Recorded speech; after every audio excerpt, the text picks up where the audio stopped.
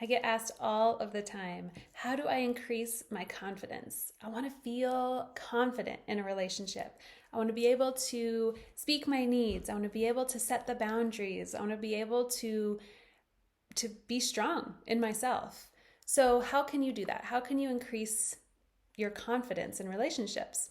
Well, I have 3 ways that I want to share with you. The first one is you need to know what the hell you want. Okay? So, competence equals confidence. When you're competent, when you know what you want and you're able to articulate that, then you're more confident in being able to express it. So you need to articulate what it is that you want, but you first need to know what it is that you want. So taking the time to really understand, like, what are your values? What are your needs? What are your wants? What's your love language? What's your non-negotiables?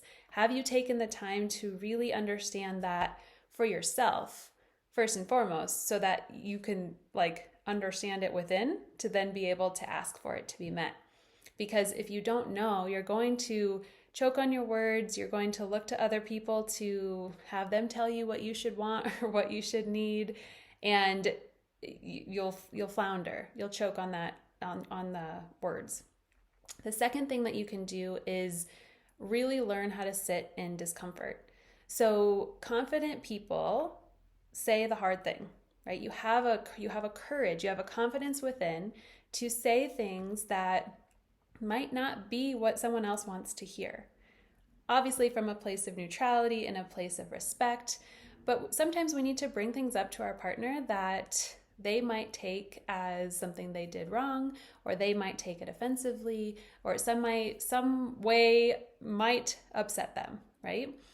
So when you can expand your ability to sit in that discomfort and not automatically be like, I didn't mean it, I'm sorry, I shouldn't have said that, you don't have to do that, I know I really need help with all of these things, but don't worry about it, I've got it. You retract everything you say to try to make it so it's not awkward, there's no tension, you try to soothe them.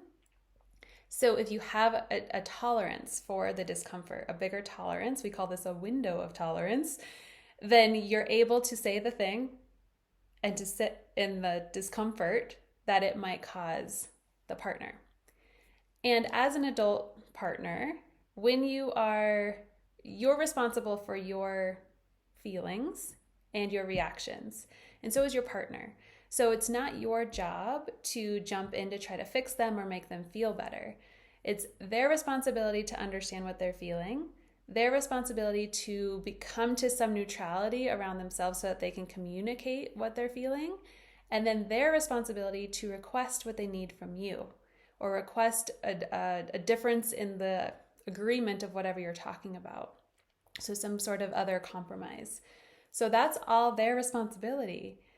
So you have to get comfortable allowing people the time and space to be able to articulate and come up with those things and not be jumping in as the people pleaser to please the people. The third thing that will help you feel more confident in relationships is really creating a life outside of your partner.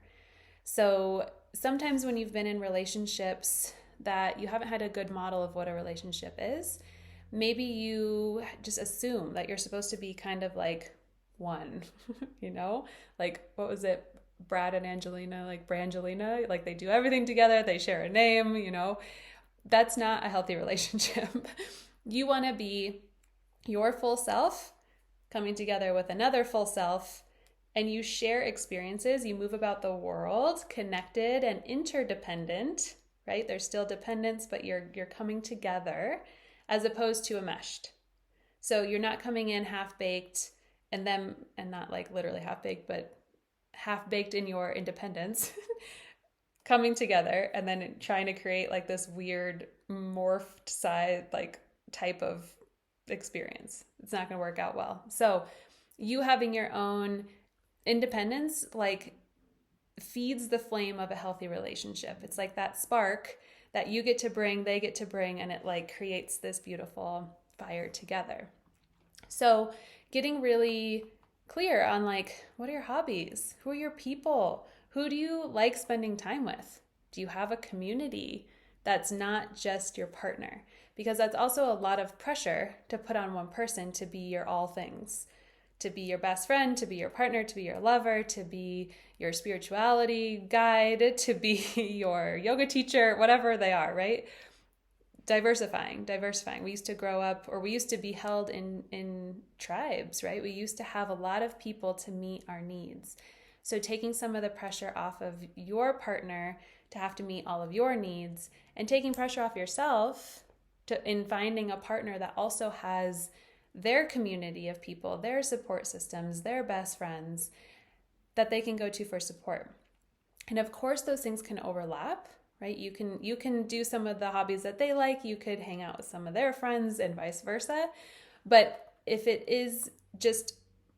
there's no separation, that's where the problem lies. So you want to be able to create this life that's fully independent and wonderful and incredible and amazing before you get into a relationship. Or if you are in a relationship, still creating that delineation between what the relationship is and what your personal life is, because that will fulfill you and that will bring you more joy and also more things to talk about with your partner. If you're both doing separate things, then you have more to bring together to share and to be excited about while you're talking about it together. So try these things out. See how they work. See how you feel about them. Maybe you need to watch this video a couple times before you wrap your head around what that is. And I would so love to hear how this lands for you. I have all of the comments in the comment box below. If you have specific needs, I have some free resources for you. You can click through, you can join my email, you can join waitlist. I got all the things down below. So let me know how I can be supportive to you. And I'm wishing you so much fun and excitement on this journey of creating your confidence.